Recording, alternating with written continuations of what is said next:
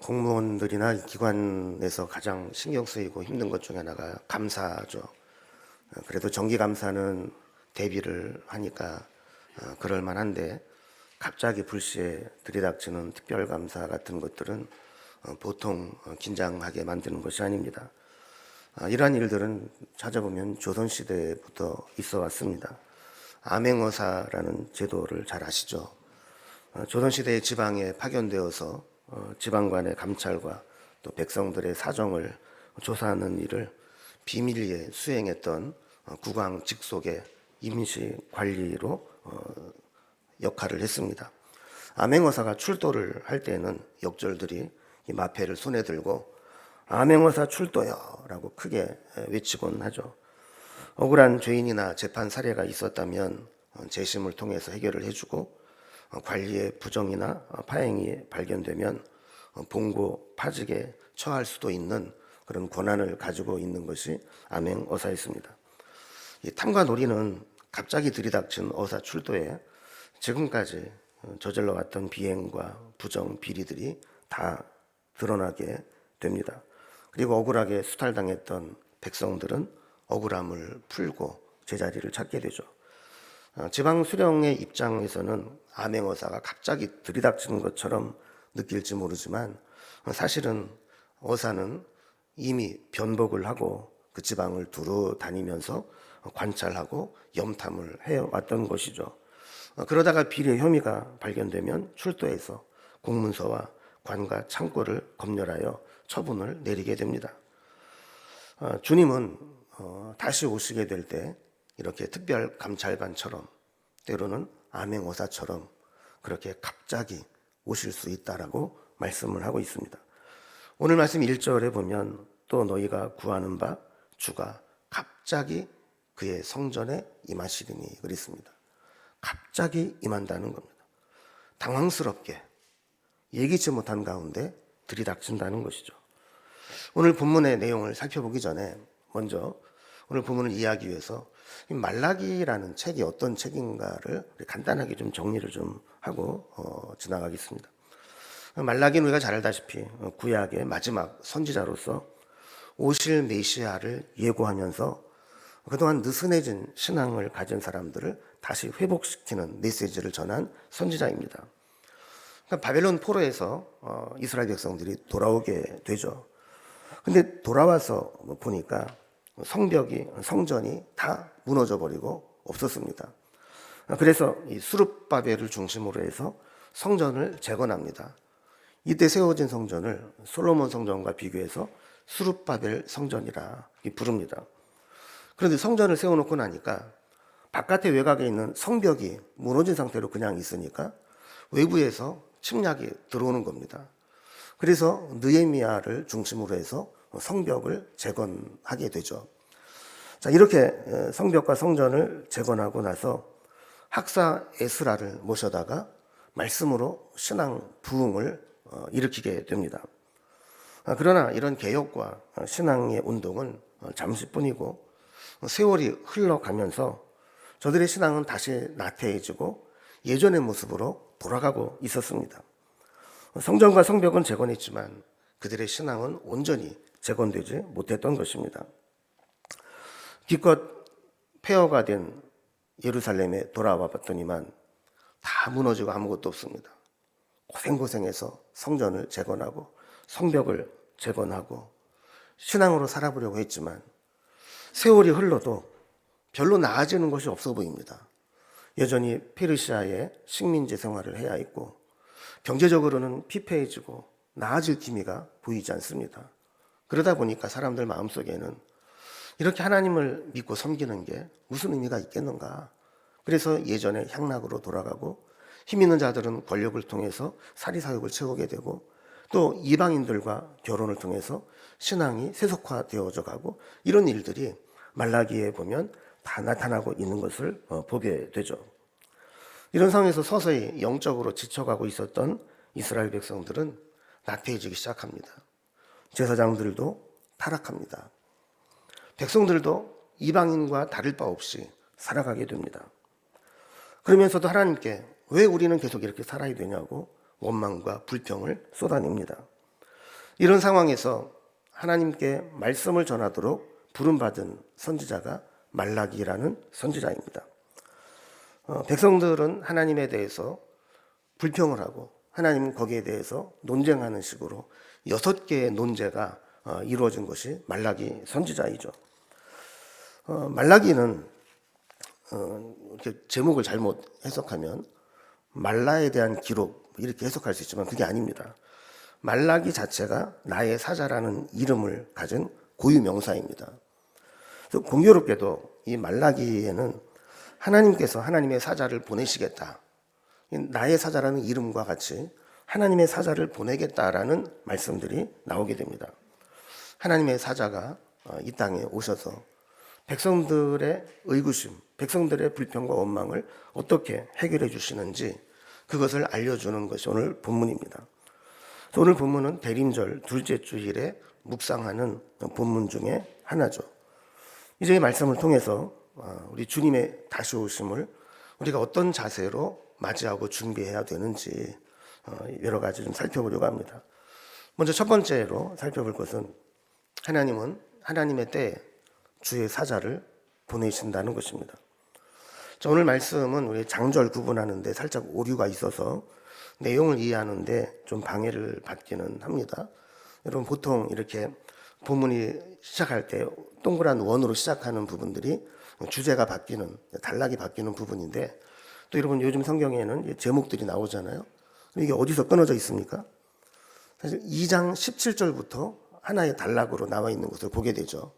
그래서 3장은 2장 17절에 백성들이 원망하고 불평한 것에 대한 답변으로 나온 겁니다. 자, 그러면 어떤 내용이 전제된 것인가? 2장 17절 말씀을 보면 너희가 말하기를 모든 악을 행하는 자는 여호와의 눈에 좋게 보이며 그에게 기쁨이 된다 하며 또 말하기를 정의의 하나님이 어디 계시냐 함이니라 그랬습니다. 이게 무슨 뜻이냐면 백성들이 이 세상 돌아가는 것을 보니까 정의의 하나님은 없는 것처럼 보인다는 거예요. 그러면서 오히려 그들이 판단하기에는 악을 행하는 자들이 심판을 받아야 되는데 하나님께 더 좋아 보이고 더 기쁨이 되는 것처럼 형통한 것을 보면서 이런 세상이라면 어디 하나님이 있느냐 이렇게 항변을 하는 것이죠. 여기에 대한 답변이 오늘 우리가 읽은 본문입니다. 너희가 볼 때는 그렇게 보일지 모르지만 때가 되면 내가 나의 사자를 보내서 이 세상을 정상화시킬 것이다. 이 메시지를 주고 있다는 겁니다. 오늘 말씀 1절을 잘 보면 하나님이 보내시겠다고 말씀하신 주의 사자가 2번 나오는 것을 보게 됩니다. 1절 다시 한번 봅니다. 만군의 여호와가 이르노라 보라 내가 내 사자를 보내리니 그가 내 앞에서 길을 준비할 것이요 또 너희가 구하는 바 주가 갑자기 그의 성전에 임하시리니 곧 너희가 사모하는 바 언약의 사자가 임하실 것이라 그랬습니다. 여기 나오는 2번의 사자는 같은 인물이 아닙니다. 먼저 하나님께서 이 문제를 해결하기 위해서 보낼 사자는 뒷부분에 있는 사자입니다. 너희가 구해오는 사자, 너희가 사모하는 사자, 언약의 사자를 내가 너희에게 보내서 너희의 문제를 해결해 줄 것이다 라고 말씀하는 거예요.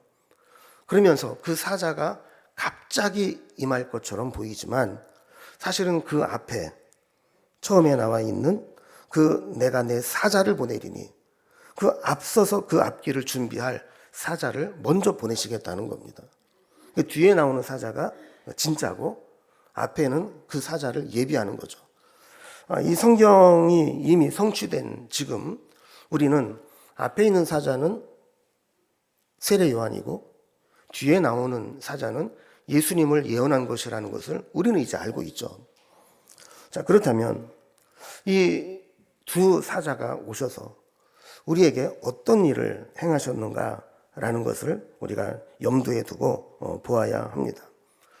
말씀대로 이 세례 요한은 예수님의 앞길을 준비하는 일을 잘했습니다.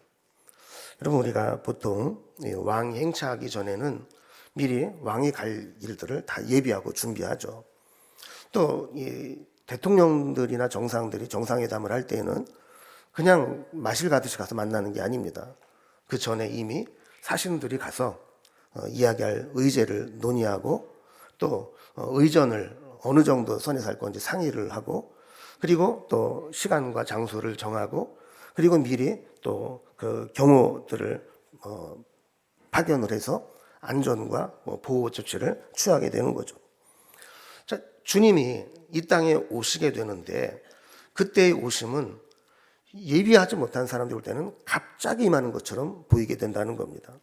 그런 하나님은 그 뒤에서 계획하에 이미 다 준비를 마치시고 그 앞길을 예비할 세례 요한까지 보내서 예수님의 오심을 미리 다 예비하실 것이다라는 예언의 말씀입니다.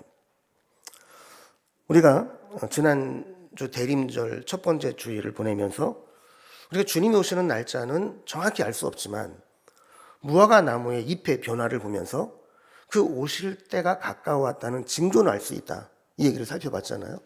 그런 것처럼 하나님이 예수님을 보내시기 전에 세례 요한과 같은 그 길을 예비하는 자를 보내셔서 예수님의 오심을 미리 예비하실 것이다라는 것을 말씀한 겁니다. 여기 중요한 한 가지 사실은 그 언약의 사자가 지금까지 우리가 구하고 갈망했던 분이라는 겁니다.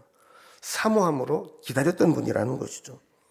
그래서 1절 다시 보면 그 언약의 사자를 가리켜서 너희가 구하는 바 주가 또 그 다음에 보면 너희가 사모하는 바 언약의 사자가 그래서 우리가 그동안 구하고 사모하고 기다리고 갈망했던 분 그분이 오신다는 겁니다. 여러분 우리가 왜 주님의 오심을 구하고 사모함으로 기다릴까요? 사실 그것은 우리가 그만큼 지치고 힘든 삶을 살고 있다는 것입니다. 사람은 모든 게 사는 게 막 즐겁고 형통하고 마음대로 이루어지고 평안하면 하나님을 잘 안 찾습니다. 그냥 주여 여기가 좋사오니 그러고 사는 거죠. 그런데 사는 게 힘들고 이 땅에는 소망이 없어 보이고 내 힘과 능력에는 한계가 분명할 때 우리는 소망을 하늘에 두게 되고 하나님을 바라보게 되고 언약의 주님을 사모하게 되는 겁니다. 하나님의 큰 계획 속에서 보면 우리에게 때로 고난을 주고 삶을 힘들게 하는 것은 너무 이 세상에 집착하지 말고 하늘의 소망을 두라 하는 사인일 수 있다는 겁니다. 그래서 주님은 때가 되면 이렇게 주의 사자를 보내셔서 하나님의 뜻을 나타낼 그것을 계획하셨고 예수님을 통해 이루신 겁니다. 두 번째 오늘 본문이 우리에게 보여주는 것은 그러면 그 언약의 사자 예수님이 오실 때 어떤 일들이 일어나는가 하는 것을 우리에게 보여주고 있는 겁니다. 주님이 임하시는 날 우리에게는 정결하게 되는 일이 일어난다. 우리의 죄의 문제가 해결되고 깨끗해진다라는 것을 말씀합니다. 2절에 보면 그가 임하시는 날을 누가 능히 당하며 그가 나타나는 때에 누가 능히 서리요. 그는 금을 연단하는 자의 불과 표백하는 자의 잿물과 같을 것이라 그랬어요. 자, 주님이 오셔서 우리에게 하시는 일, 그 일은 금을 연단하는 자의 불과 같은 역할, 그리고 잿물로 표백하는 것과 같은 역할을 하신다라는 겁니다. 3절에도 보면 그가 은을 연단하여 깨끗하게 하는 자같이 앉아서 레위 자손을 깨끗하게 하되 금, 은같이 그들을 연단하리니 그랬습니다.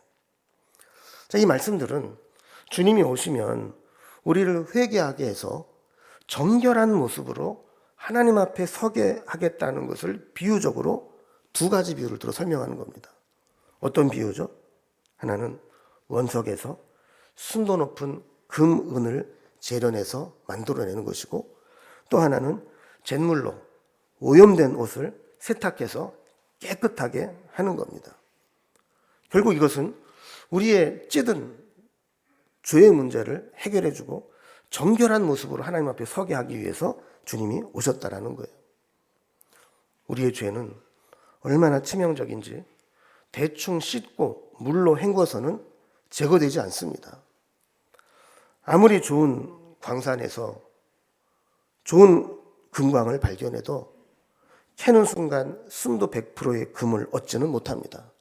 그 속에는 돌도 있고 흙도 있고 여러 가지 불순물들이 함께 섞여 있는 것이죠. 그런 원석은 그 원석 자체로는 아무래도 쓸모가 없습니다.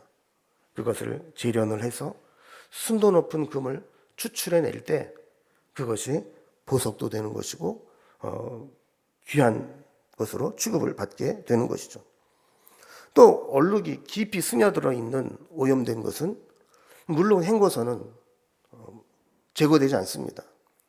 잿물에 담가두고 물로 삶고 방망이로 두들겨야 그 깊이 있는 오염물질이 빠져나가게 되는 겁니다.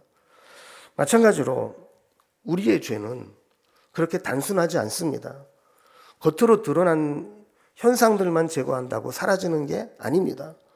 우리 마음 깊은 곳에 죄의 욕망이 있고 죄의 욕망들이 사슬처럼 얽혀 있기 때문에 이것을 뿌리 뽑는다는 것이 보통 어려운 게 아닙니다.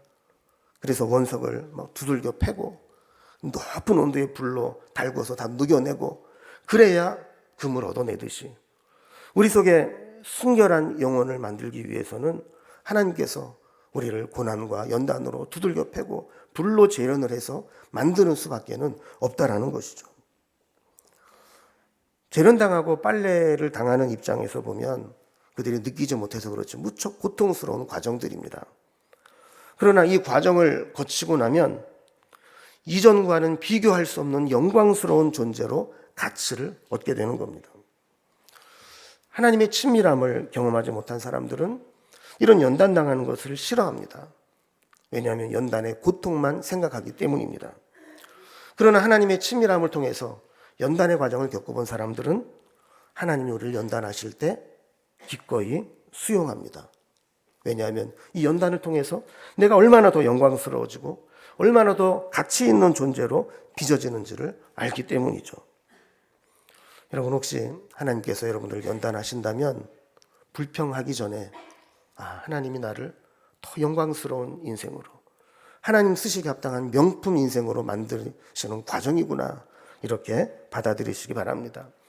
그래서 히브리서 12장 11절에도 보면 무릇 징계가 당시에는 즐거워 보이지 않고 슬퍼 보이나 후로 그로 말미암아 연단받은 자들은 의와 평강의 열매를 맺느니라 그랬습니다. 연단을 받은 후에는 의와 평강의 열매를 맺는다. 베드로전서 1장 7절에도 보면 너희 믿음의 확실함은 불로 연단하여도 없어질 금보다 더 귀하여 예수 그리스도께서 나타나실 때에 칭찬과 영광과 존귀를 얻게 할 것이니라 그랬습니다. 연단 자체는 괴롭고 힘든 일이지만 그것을 견뎌내고 나면 그 이전에는 없었던 존귀한 것들이 우리에게 나타나게 된다는 겁니다.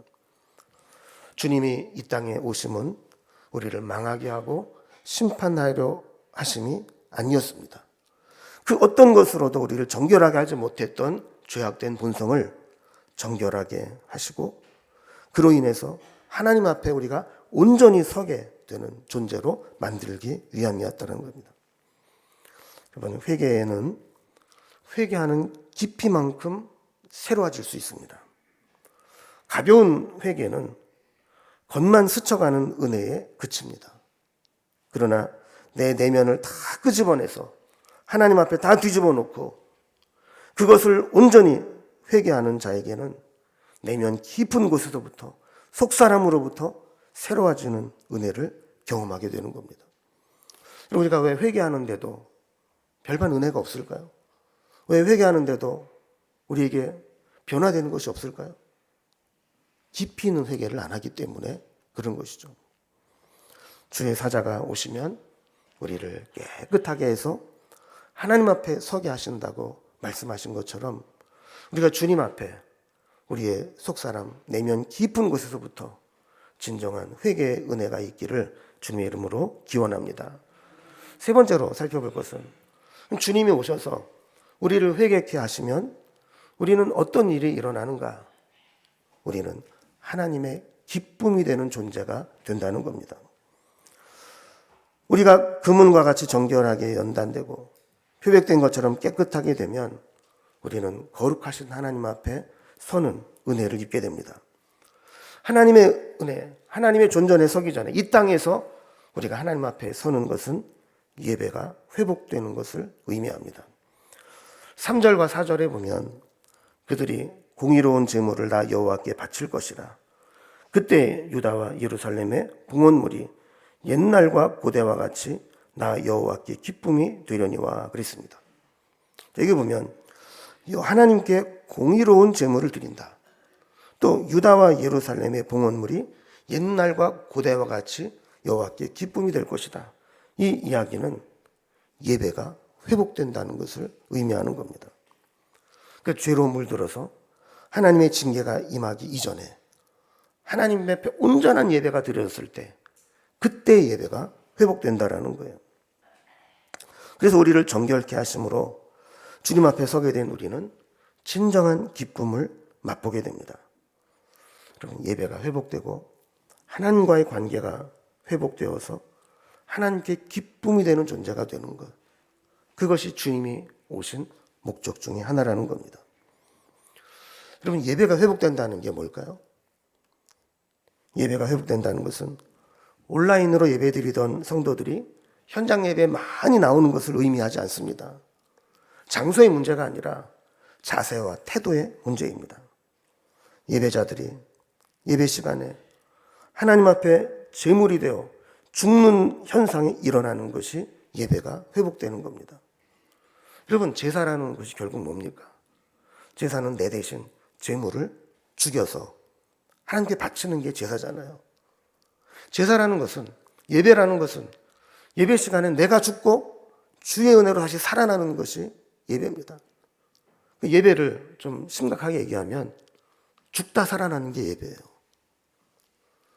예배를 드리고 나면 여러분들이 하나님의 말씀 앞에, 하나님의 임재 앞에 초죽음이 되었다가 다시 은혜로 살아나는 것이 예배라는 겁니다.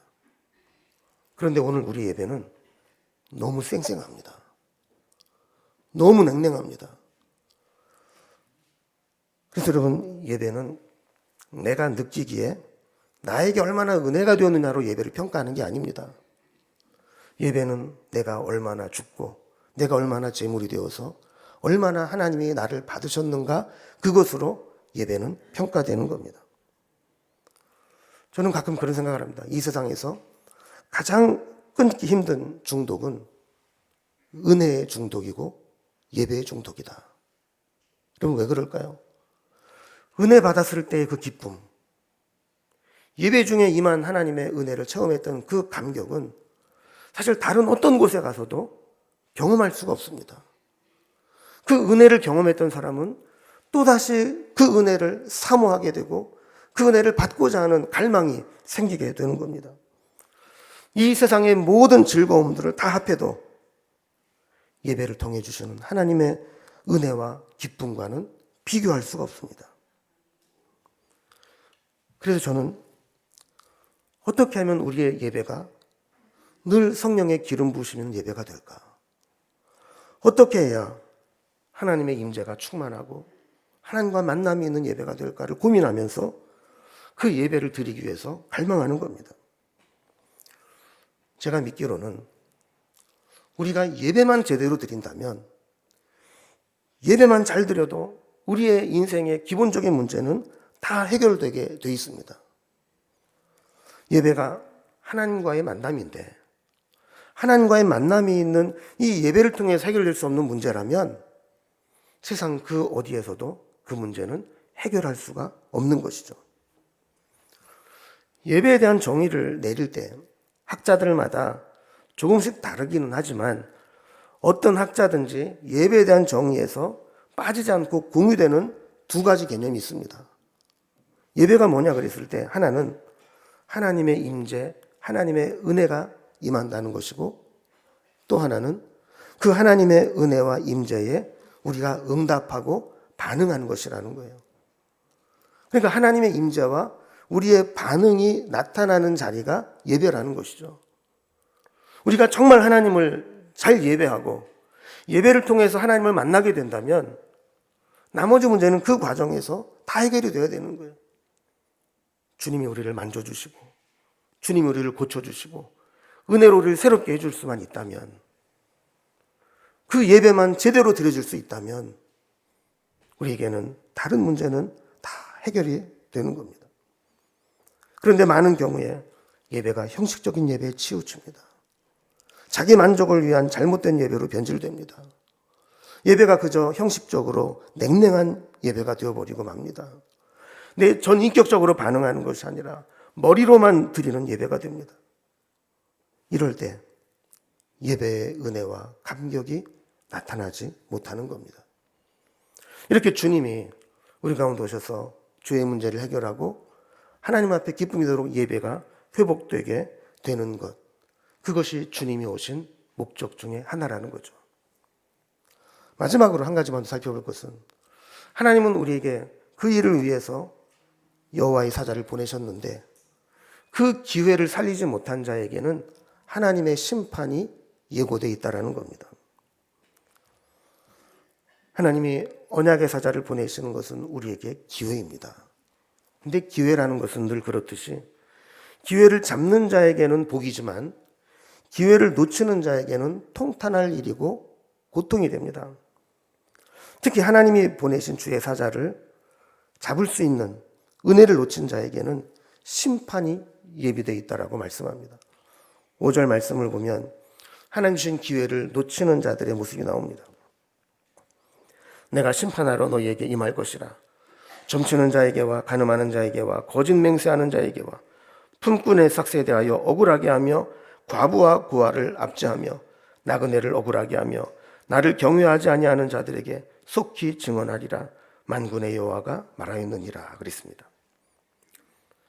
여러 가지 죄목들이 나옵니다. 점치는 자, 간음하는 자, 거짓 맹세하는 자, 품꾼에 대하여 억울하게 하는 자, 고아와 과부를 압제하며 나그네를 억울하게 하는 자, 이런 자들이 나와요. 이런 자들에게는 한 가지 공통점이 있습니다. 그건 뭐냐면 그 뒤에 나오는 것처럼 하나님을 경외하지 아니하는 자라는 겁니다. 하나님을 경외하지 않는 자들에게는 이런 일들이 나타납니다. 하나님을 두려워하지 않는 자들에게는 자신의 모든 잘못이 합리화됩니다. 하나님을 두려워하지 않는 자들에게는 자신의 잘못에 대해서 지나치게 관대해집니다. 여기 있는 죄악들은 특별히 자기 혼자 짓는 죄가 아니라 다른 사람들, 특별히 사회적 약자들에 대해서 억압하는 죄입니다. 이런 자들에게 하나님은 분명히 말씀하십니다. 내가 너희를 심판하러 임할 것이니라. 이제 말씀을 마무리합니다. 오늘 말씀을 보면 우리에게 회개할 기회를 주시기 위해서 하나님은 언약의 사자를 보내십니다. 그 주님을 기회로 받아들이는 자는 회개하여 하나님과의 관계가 회복되고 예배의 감격을 되찾게 되고 하나님께 기쁨이 되지만 그 기회를 거부하는 자에게는 결국에 이런 심판이 임하게 될 것이다 라는 것입니다. 많은 사람들이 하나님의 심판이 우리가 잘못할 때마다 즉각적으로 나타나지 않기 때문에 하나님의 심판은 없을 것이라고 막연한 기대를 하고 살아갑니다. 그러나 하나님의 심판이 즉시 임하지 않는 것은 심판이 없다는 것이 아니라 지금 그 심판의 마일리지가 계속 쌓여가고 있다는 것을 의미한다는 것을 기억해야 됩니다. 우리가 회복할 수 있는 기회는 무한정, 영원히 주어지는 것이 아닙니다. 우리가 죽기 전에, 주님 다시 오시기 전에, 그때까지는 기회의 시간이지만 그 시간이 넘어가고 나면 그때부터는 심판이 예고되어 있음을 기억해야 된다는 것이죠. 이제 우리가 대림절을 보내면서 어떤 기다림의 시간을 보내야 되는가를 살펴보고 있습니다. 지난주에 이어서 이번 주에도 주님은 갑자기 임할 수 있다라고 우리에게 말씀합니다. 지금까지 안 오셨으니까 안 오시는 게 아닙니다. 우리가 징조를 통해서 알 수 있듯이 주님이 오실 징조는 점점 가까워지고 있습니다. 주님이 지금 암행어사처럼 갑자기 임하셔서 우리의 모든 삶을 다 파헤치고 감찰한다 할지라도 두려움이 없는, 오히려 기쁨으로 환영할 수 있는 그러한 삶이 되도록 우리의 신앙을 준비하며 살아갈 수 있기를 주님의 이름으로 기원합니다. 기도하겠습니다.